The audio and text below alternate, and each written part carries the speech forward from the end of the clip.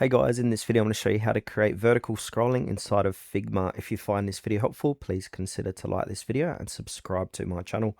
In saying that, let's just jump straight into the video. Okay, so vertical scrolling in Figma lets you create interactive prototypes where users can scroll through content just like they would in a mobile app or website. So what we first need to do is go ahead and open up a project, or the project where you would like vertical scrolling enabled. So I've got this one here that I created a bit earlier. So I'm going to go ahead and open up this project. Now I'm just going to zoom out so you can see the content. So basically I want to put vertical scrolling here because I don't want my app to be this long. I want it to be about this in size, for example, with vertical scrolling. So what I want to do is click on the design like so, and to the right, come over and click onto prototype.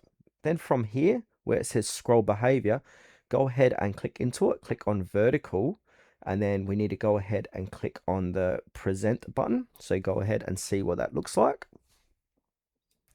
Now here it is here. Now if I scroll down on my mouse, you can see it's going to scroll down, and vertical scrolling is now enabled inside of my design. So that's it. Your Figma prototype will now support smooth vertical scrolling, making it feel much more like a real app or web page.